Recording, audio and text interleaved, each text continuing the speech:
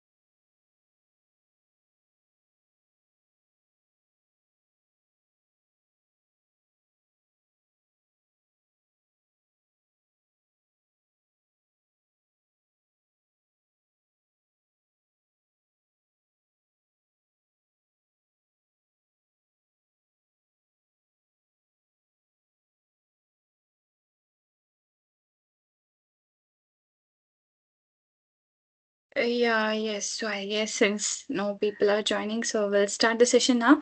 And those who join later can just have a look at the recorded lecture. It's totally fine.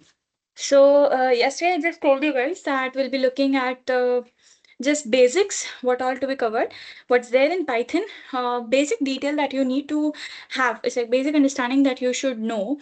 For Python, is like some plotting, some data types, how to convert in between those data types.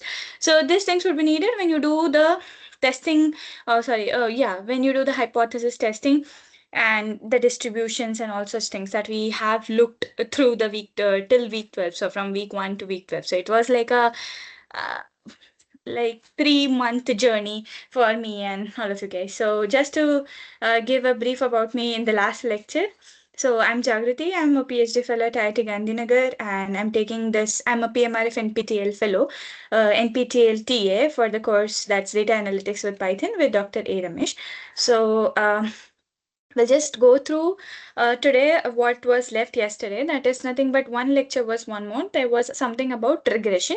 So I'll just cover that regression. After that, I'll show you one plot how to do this analysis. It's something based on clustering, and not only on clustering, also based on that agglomerative functions. So yesterday we did see that these functions have something. Okay, there was a top-down approach. There was a bottoms-up approach. One was agglomerative, another was divisive. We saw that, okay, which is why they are being called as supervised and why greedy their nature is like. So based on all of those, we'll just have a look on the regression part of it. Not exactly regression, they haven't covered logistic and those regression, those parts in here.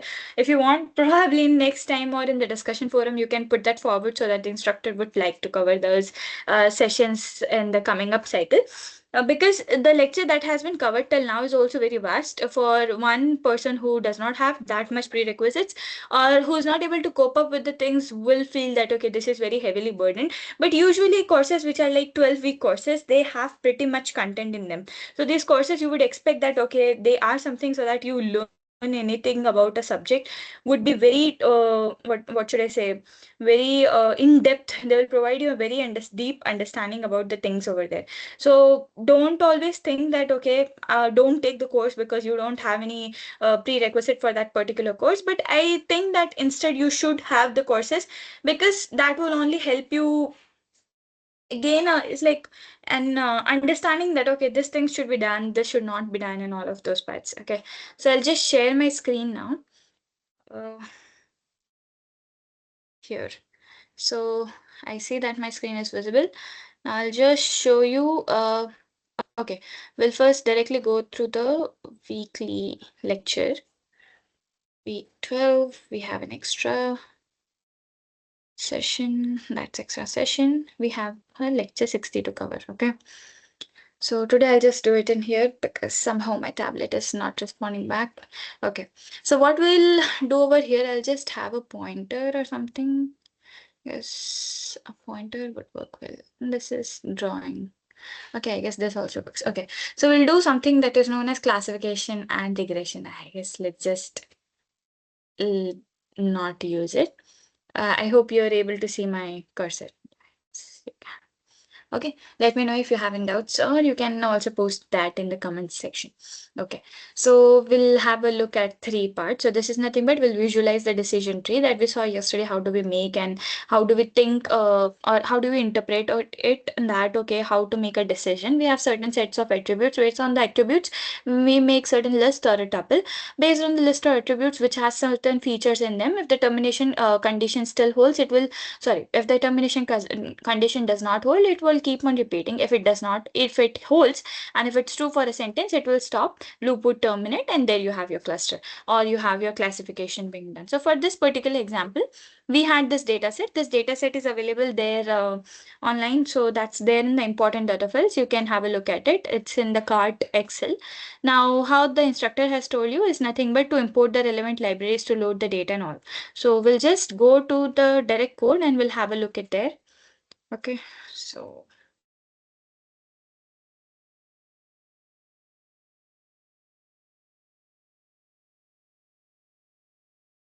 yeah, here, this one. I'll just clear all the outputs. So for now, you might all have been that clear that, okay, first what we need to do is like, well, if you don't know anything, just directly import NumPy because that's the most essential library for you, numerical library. Okay. Next is the pandas that will help you read and write for your data sets or any of the Excel files that you'll be loading into. Matplotlib.pyplot will help you for plotting. So these three are like basic libraries where one who starts writing code should have an understanding about these libraries. You can always go to this particular file. Um, Why? There is this website for Python documentation and community. Why? SciPy. Yeah, so for SciPy, they have this thing. Okay, so SciPy are all the fundamental algorithms. Hmm, Python. Oops, please.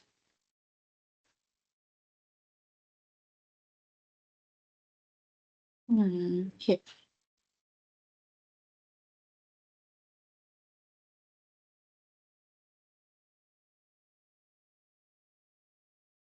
Well, yeah, here. So if you see in this particular website, this is nothing but documentation for Python. You can always go and toggle the version that you have currently. The development version is now what they are working on is likely the 3.14 version. The stable version is what 3.13 for which they have their documentation ready and they are showing it to us. Okay. So after that, if you have a look over here, they have given an introduction. They have all the constants. They have all the operators, types of data, then we'll show you how to handle certain exceptions or errors that come into your way, how to handle data when there's an issue with it, then your text kind of data, binary, different types of data types, then your mathematical modules if you have certain. One is statistics, that's much more needed for this course. Another one is numbers, and then is maths. Another ones are like pretty much basic and you don't need for this certain course. Okay, now we didn't use os.path, but we were always using pd, that is nothing but pandas library. Now, if let's say you don't have such and you are not having your file within the folder where you are saving your codes, what you can do is like you can take this os.path where you can directly input your data path and then you can add a group to it. With that group, you can access the library to access. So this way also you can read a file. Okay. Then what else needed? So here is something data compression and archiving. If you want to save a file in terms of, let's say you want to zip it, you want to transfer it and that file or that image or data that you generated is too big. So you can use such algorithms. You make sure that they are like lossless kind of algorithms, not lossy. So you can have a look at it first before using them. Then we use the CSV one to for CSV file reading and writing. Based on that, I guess we had a look at this IO loops. That's nothing but uh, I don't think so. I guess what we had look at the IO ones was for input output library files. So I guess that's not that one. Then we never really went into the core ones, but we looked at the plotting ones. I guess this is all graphical user interface development tools. Yeah, so everything pretty much that you need is in there in this website. You can have a look. You can just spend your day or half, or it's like whenever you're free and you want to look at the look at this and you think that okay, you should learn Python. You can get this page and go through it, learn. It's like just have a look at it because the more that you go through documentation, the more it will help your basic understanding to be more enhanced. Okay. So what we did now for here, if you see, I have this cart in my the directory where my code is saved. So for me, I don't need to write the entire data path there. But let's say if it was not there, so what I would do is in such case, I would just directly take it. I'll copy its relative path here. Okay. When I copy its relative path, I can do something like, okay, wait, let's just first copy the sentence. So in Python, I told you we no longer need to select everything. Just paste Control C in front of it, then do Control V somewhere else. It will directly paste it. So you no longer need to copy and paste entire thing, something like this. Okay, but here I did because I wanted to change the relative path for it. So let's just try this one. There's a formula also, so shortcut for it if people wanted to try. Okay, so the relative part for it is nothing but the file name. Now let's see what's the total path. If I copy the path over here, Okay, so this is the entire path for that file where the file is being stored. So it's in my semester 2 NPTEL TA folder, in the extra session folder. The file is stored over there. Okay, let's just see if it would run or not the same way that we did. Okay, first it's just connecting to the kernel. Python is getting loaded. After that, okay, so it gave me an error. Why it gave me an error, anyone? So it shows that there's a malformed slash in character space. So Python does not follow this forward slash sorry, backslashes. It follows this forward slashes. So if you see over here, what you need to do is like, essentially it's like, so in the very first session we looked at this handlings also. We looked at, okay, when to use this backslash and when not. If you're using this one, you have two. If not, you can take directly one backslash. So here, instead of changing all the variables from one slash to another slash as a forward or backward, what one can do is like directly add a redundant of it. So two forward backslashes also work, one back forward slash also works. So you imported your data. Same way, if you don't have the if you have your data file into the folder where you're looking at, you can directly have pd.readxl and do cart. Okay. So now what we would do is like, we want to make a decision tree. We want to see a decision tree. So first for that, we will import sklearn. Now sklearn is nothing but SciPy kit library. That's for learning kind of thing. Here they have imported this label encoder. What we'll do, you'll see. Okay. So now in this particular table, what you are seeing over here, we have age, we have income, we have a student, we have credit rating, we have BICE computer. So accordingly, when you see age is something an independent variable, income is also independent variable, a student is also independent, credit rating is also independent. What's dependent is based on these factors, that particular person will decide whether he or she should buy a computer or not. So this particular variable is dependent on all of these independent variables, right? So first we'll just make labels for all of the variables that we have. So there's this particular library, it will make labels for it, so it will encode. So what it does is like, it will distribute it into two classes, one either it's 0, another whether it's 1. Okay, if it has 1, it would be 0 1. If it does not has it, so it will hold the label for each class in that way. Okay, and then what I did, I would like to is like, so we use this fit transform over here. So in the slides, I guess I also wrote, but I'm sharing. I guess I can show you through slides. Yeah, here. So there are these two functions. One, label encoder, is nothing but it will normalize the labels. It can also to convert your non-numerical labels, that is the labels that we just had, those were like strings, to numerical labels. So it will do nothing but as 0 and 1. Okay. So a label encoder is used to normalize the labels, whereas the fit transform, it would be the method that is used for fitting the label encoder and then return the encoded label. So same thing is being done. So one will assign it, another will convert it, right? So if you do this fit transform, it will just run, it won't give you anything. Now, if you want to see your data header here, what you can see that, okay, nothing has changed till now. But if you see, there's RID, there's age, there's income, there's your student, credit and rating, and by computer. After that, now you just made the codes for them. So it converted into, it's like structure. So it classified it basically. So age is now something like this. Your income is something like this. Student, credit, and by would be 0 and 1. Right. So everything has now been transformed to another set of variables. Numerical values have been converted, non-numerical numerical values. So what we do is like, now we no longer need all of them to make our decision tree, because our decision tree is based on what? If something is true, follow it. If something is false, go back to the previous condition. If something is false, what else can be another certain condition that we can follow? So that is what we make using the decision tree. We follow the attributes that we have. So what we'll first do is like, we no longer need this descriptor variables now. What we'll do is like, we'll drop the variables. So that's simple. Data.drop all of the columns that you have, and then you can also specify the axis that you're looking at. It can be 0 and 1, you can be rows or columns also. So columns is much more easy for you to understand. And then you just see your data news header. So if you see over here, I'm not manipulating my original data. Manipulating as in, I'm not doing any changes in my original data. I'm instead only taking I'm taking a new variable, storing the changes of the data which it had in the newer variable. I'm no longer tampering my previous data. Okay, so this data.new.head, if you see, now we don't have any descriptive variables. We only have all of the classified variables. It's like binary variables. Now after that, these are my feature columns, which are like independent variables. Those are my features. What is dependent is nothing but the BICE one. So for this BICE one, I'll just plot the heads for the same. And if you plot the heads, you get something like this. So you just see 0 and 1 headers for the same. Now, yeah, 2 minutes.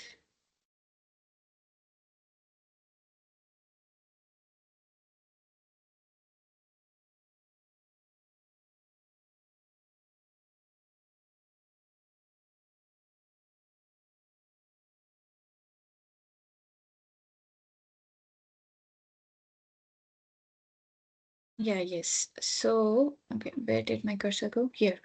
So when we do that, we'll import the sklearn.3. So that's a decision tree classifier. And what you'll do is like you fit it to the data that you just have now. When you do it, DT will just show you that, okay, you have performed this method. Now you need to see it, what will happen accordingly. So to see it, you have something called as GraphViz. I wasn't able to download it on time, but what you can do is like you can go to this particular website here. Oops, why is it coming? I'll unpin it. No.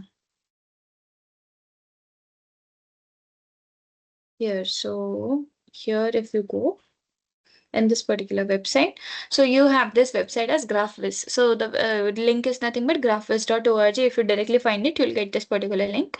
You go into it. If you have a Linux based system, you can do these things. If you don't, and I have a Windows based system, what you can do is like you can import this particular variables. So you can download this either in exe file or zip archive. After doing so, what you can do, you go into your environmental variables, you search the system environmental variables. After finding the environmental variables in the path here, go to the path. After that, you can just add your whatever data, wherever you have installed it, add into the C. Where in the C, give it the path to the bin. When you have given it, rerun your library again, and then it will have the access to it. For now, as like my version is very outdated one, so it's not running for this particular Python. So it's only so the libraries that are mentioned over there are nothing but for this particular Studio 2019. Mine is very updated with respect to that, so it won't run on it. So I'll have to downgrade it first, and then we'll have to run it. So if one can do, you can do, or else you might have some alternatives on Collab for the same, so you can check out them. Okay.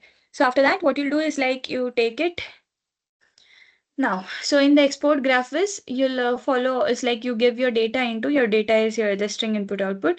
You give all the variables as true. Your features is, this is the important variable, is nothing but your all columns that you had, and the class names are like 0 and 1. So here, these were your class names. What you just saw over here, these are like class names. This is the index against them.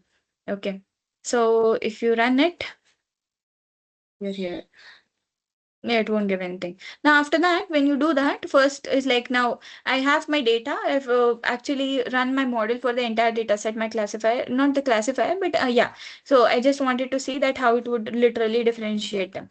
Now, what I'll do is like I want to check the accuracy of both of them. So usually in ML models, what you do is like you'll train and test and split it. So now here I've made the test size as 25%. So my other 75% of the data has been run previously.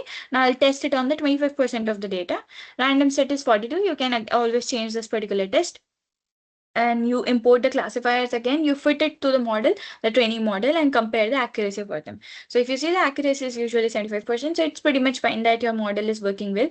But again, this is your simulated data. Based on the simulated data, one cannot always say that your accuracy would be that high as much. Okay, so these were the basic libraries that, so this was about the decision tree classifier that I wanted you to have a look at. Now, after that, I guess there's not much into it. He has just shown. So this is how your decision tree would be when you import that graphic viz. Okay. So you'll have some variables. These are all of your features. If it's true, it will go to into a variable or a class. If it's false, it won't. Then again, if it will check true, false, true, false, true, false, still a condition where all of the variables are same to this particular value. If it has had terminated or not, if it is satisfied that okay, till this point my classification would run up to and not more than that. Okay, so then how do you interpret all of them? Now you have the similar indexes that we looked yesterday. You have your information gain, and this Gini index. Now Gini index was for your binary value, so whether it exists or not. So this is nothing but sum of your probability square and one minus of it. That's a complementary approach. You can just directly compute all of the probabilities for all of here in this example, and you can find the Gini income accordingly. Right. So here they have done it for high and low, two different cases.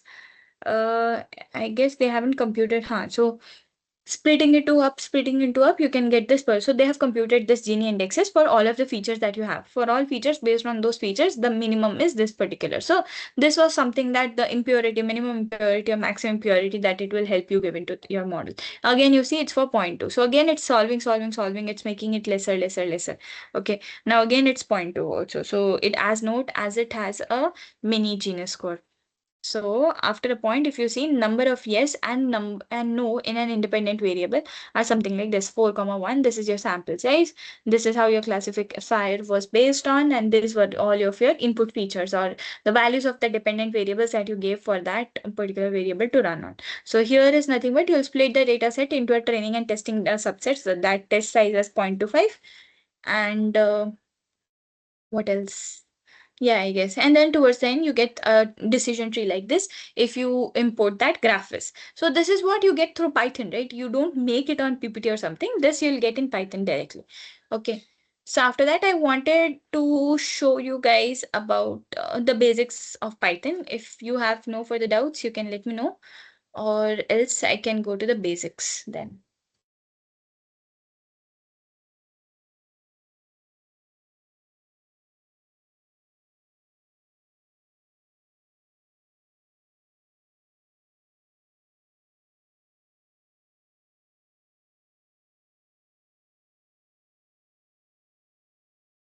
So in this week 12 till the week 12 lecture, what we essentially saw was first we went to the Python fundamentals, the basic of it. Then we saw the central tendency, the dispersion, mean, median, mode, skewness, all of those variables, kurtosis. Then we had introduction to probability, probabilistic distributions. We saw Rayleigh, sorry, not Rayleigh. We saw the Gaussian distribution. We saw the Poisson's distribution. So we saw those distributions over there. After that, we went to the sampling and sampling distribution for proportions, for variance, sample means for a population. With a single one, how do you compare them? Then you have your hypothesis testing. We define the null and alternative hypothesis there.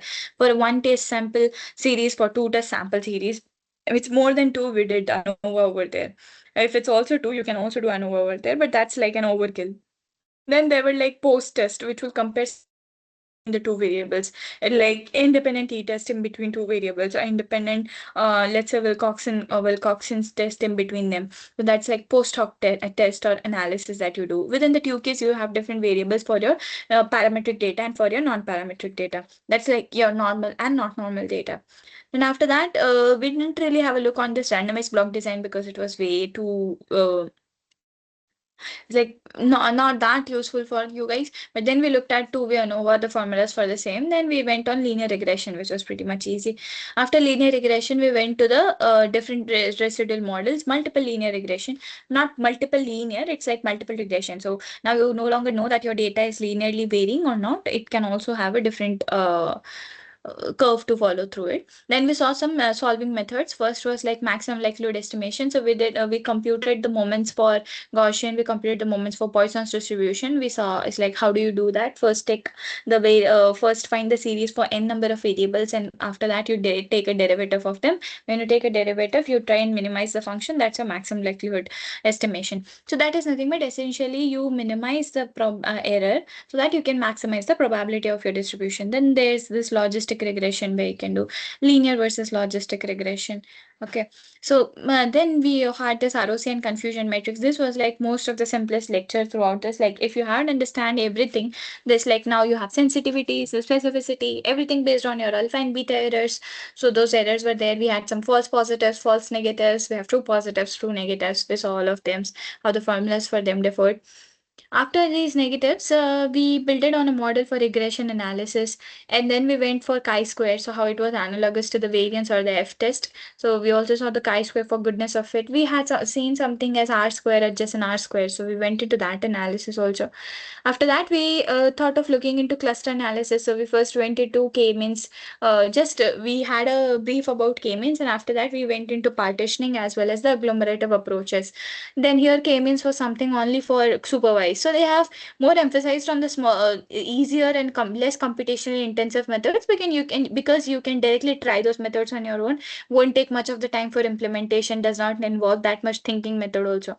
Then we had hierarchical that we just did yesterday, and in hierarchical we saw that okay, you had two approaches, the agglomerative and the divisive approach. Based on the agglomerative and divisive approach, how you decide how your clusters or variables would be either are merged up and would be split into groups, or we are taking one as one and we start on merging them and see till the termination condition will not last. Okay, after that we just saw now about regression. We just did the basic about for the decision tree classifier, what we saw in this particular. here, this particular script, Python script. Okay, so if it's clear till now, what we had seen to the entire week's lecture.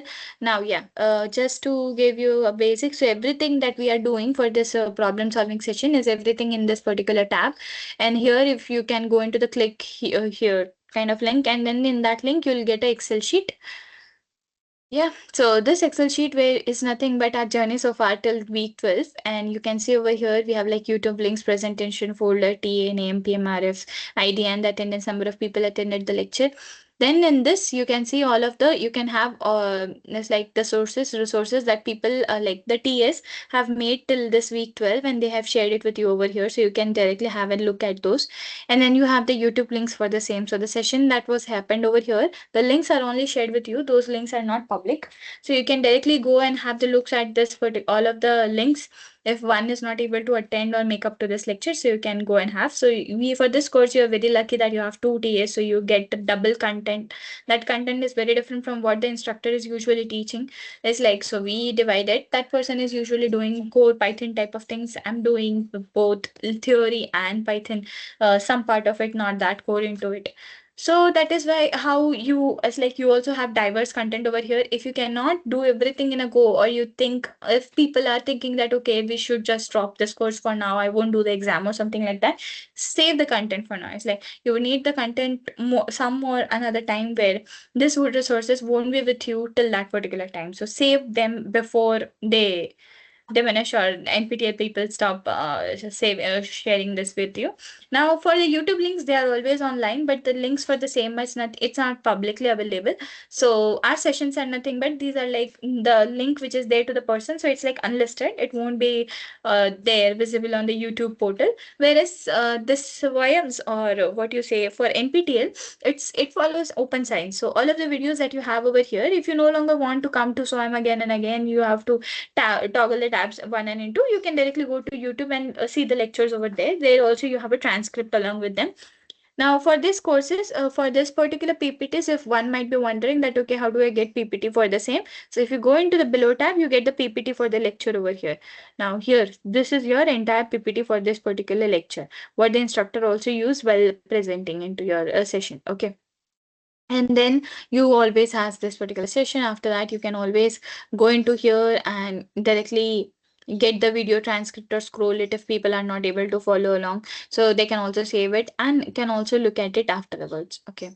So this was all about the course, the journey we had together. If one has any doubts, can ask me, or else I can go to, it's like quickly I'll go through very core basics, very core, so that it's like, okay, known to you that, okay, what all things should be followed, how and why. It's like if these things are still not within your mind, so this is like a mini tour or mini revision for you guys for Python. Okay.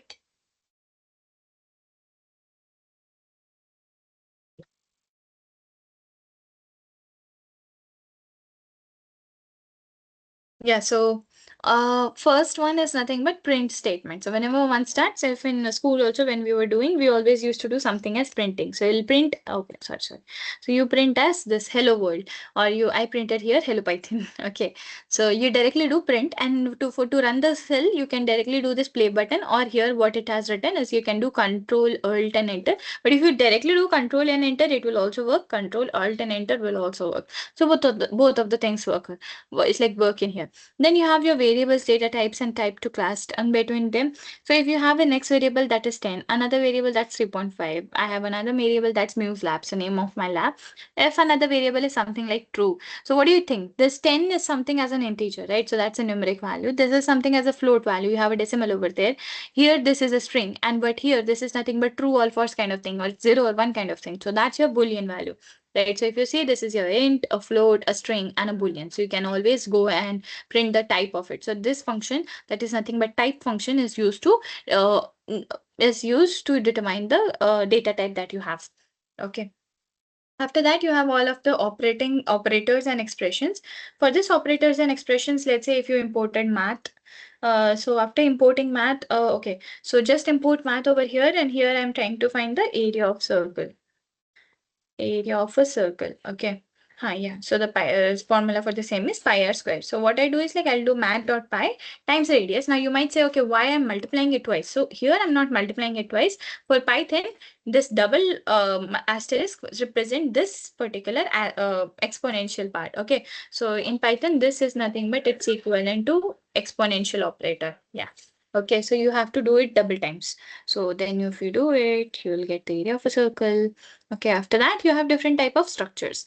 Now, if you have a list over here, that's nothing but close square brackets. You have a tuple, that's nothing but circular brackets. Then that's parenthesis. Then you have this curly braces. Then you have a dictionary. Then you print all of them. Now, always remember, list is a mutable object. That is nothing but you can always go and change it. Tuple is not. You cannot change those variables. Those are fixed variables. Your set is nothing but the order outcomes of sequences that you got. So this is unordered and very unique. Whereas another is dictionary, which will have some keep and value error. So this value occurs to this is corresponding to that, something like that. Okay, so these are all the values that you have in there. Now, after both all of this, what one would need is nothing but to form loops. Now, till this age of mine, I hate loops. So I cannot always do loops very easily. For me, it takes some time to think. And I would be like, okay, how should I do? Then I'll write something. Then I would, okay, I'll just start. Okay, for this. I'll do it for one. Then I'll do it for n.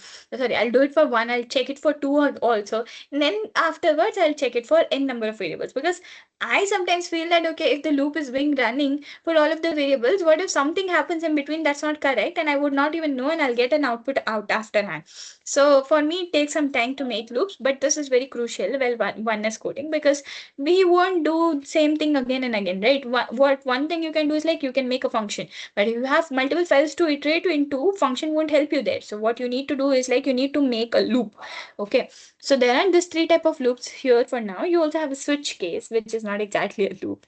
So you have an if else statement. So what you do is like, let's say here an example is for age. So if the age is greater than 80, it's likely to be an adult or else it's a minor. Okay. And then you print it. Now you printed both of the statements here. Initially, I gave an age variable as 20. If it is greater than 18, my value would be adult. So it will stop the loop. It will break out from here. Okay. So that's the what output I'll get over here. So for here, I'll get some adult. Okay. Then I gave a space in between them. That's nothing but your slash and character. Then after that, there is a for loop. In for loop, what we do is like, will nothing but I'll go from for this particular index till this particular value. Okay, so this is for I in range of 5 will print I. Okay, for while loop is nothing but first we decide a count. So while loop is something like that will run for n plus 1 times with respect to all other loops. So if you decide a count, if the count is less than 5, it will go on printing. So till this point, my count has already iterated. Since this condition was not even satisfied, so was already satisfied, this has already been updated. Okay, so if you see over here, so this is adult. Then your for loop gives like this is nothing but till 5. So it always, so in Python, we know that it always starts from 0. So till 5. So total would be 5. So 0 to 4. That's nothing but 5 numbers. Similarly, for while loop, it's also will print the count. So one by one, we'll start on printing it. Now, this case, my count value is already what it is. Count value is already 5 over here. So if I print the count here. So my count is already 5, but till the point it reaches over here, the condition won't run because it's always less than it. Okay. You all understand about it. Now, when you make a function, you always write this DEF. DEF is nothing but stands for to define a definition. Whereas in MATLAB, it's always a function or you do FUNC, something like that. Whereas in Python, what you do is like you write just a definition for it. So that's how you make a function. Now here I've made the function of greet and you add a name for it, will return to print that particular. So I added this greet and I added a name for that. Now it will do is like hello MuseLab, something like that. Again, MuseLab is my lab. So here, then we'll look at some central tendency measures or statistics. So if you will have to need to import the statistics library when you do so. And so here I've added a numbers variable.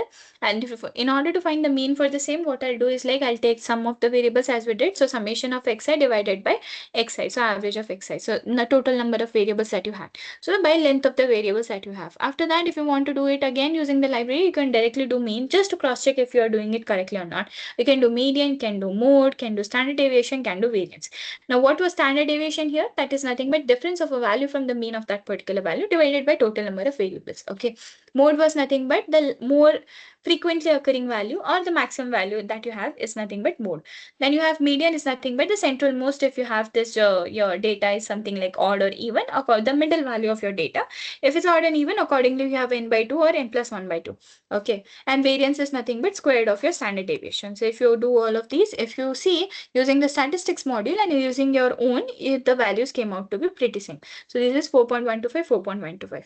But always remember, if you have some inbuilt library, and then at some cases the inbuilt libraries might not function how you actually want to. So it's always good to write something from scratch so that you can always compare it, and always use the one that you have from scratch, because the ones which are inbuilt might also have some capability to handle the errors, the exceptions, but those won't let you know that what's happening internally. Whereas the loop that you wrote on your own, or the function that you wrote on your own, will have those flexibilities. So you'll have an understanding that, okay, where am I going wrong in this case? Okay.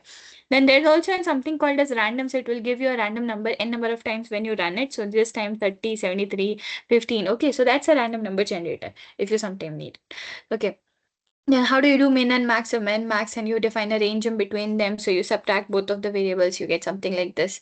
After that, we have this percentile function. So you want to compute the 25 percentile, 50 at 75. So if you all might remember that we did this percentile thing for box plots. Okay. So we did this for box plots, where in box plots we had something as interquartile range, where the Q1 was a range of had a range of this 25th percentile, Q2 had a range of 50th percentile, later one had for 25th, 75th percentile. Okay, so this is how we had those things. I guess it's helping us plot or something. Let's see. Oh no, it's not. Okay. Yeah. So here our IQR was nothing but it was difference in between this are Q3 and Q1. So I'll just say, so that is nothing but difference in between both of your variables. You can always compute the interquartiles in that way. You can also try and print all of those over here. So if I want to print, so this is my 75th percentile here. Sorry, my 50th percentile. I see the 50th percentile. I can do the 75th percentile. Okay, so I can print all of them over here.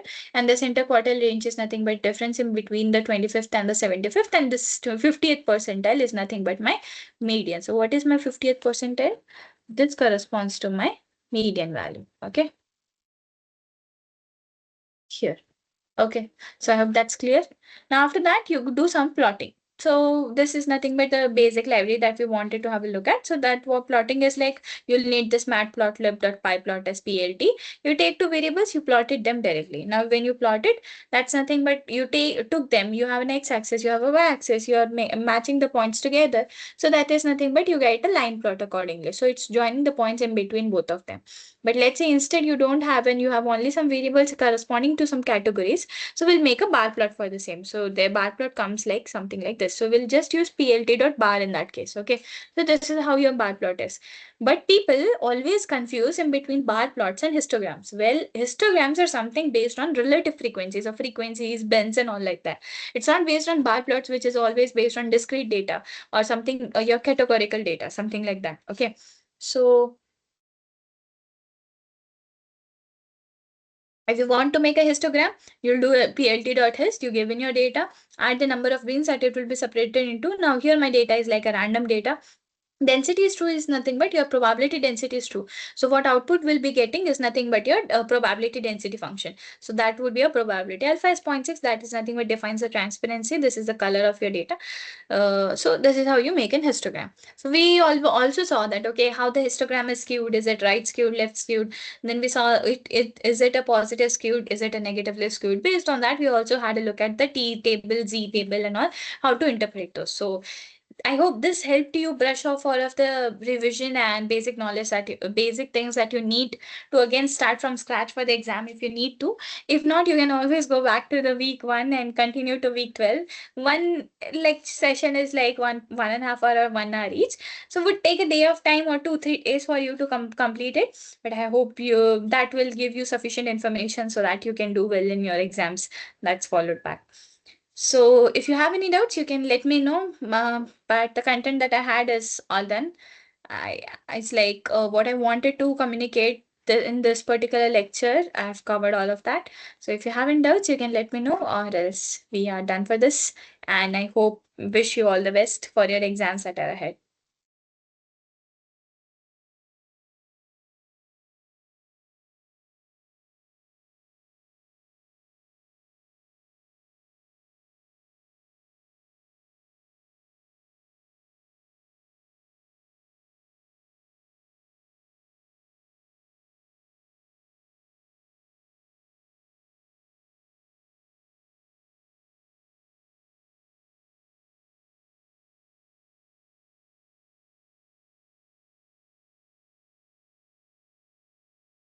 Yeah, so any queries, any doubts?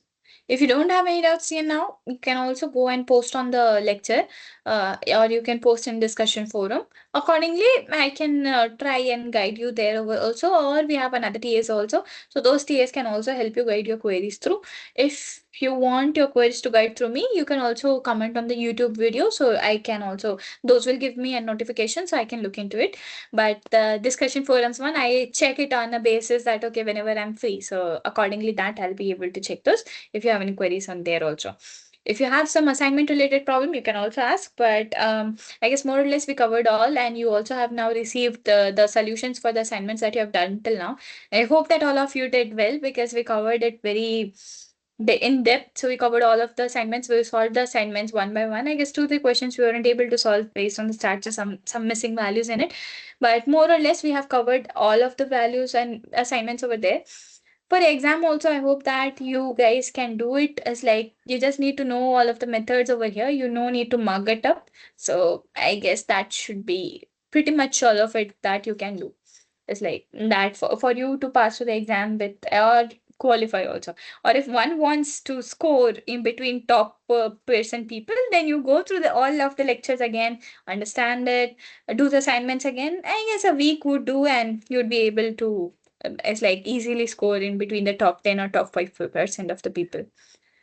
So if no one has any doubts, then we can close the session here. Thanks for joining today, and thanks for your support for this TA sessions. I hope I was able to give you some of the knowledge, or I was able to help you in some cases or some way or another.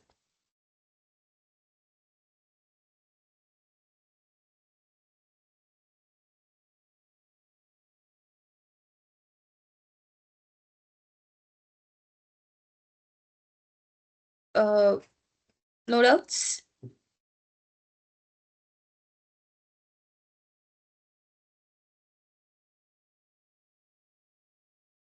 Well, I guess then we can close it. So thanks for joining.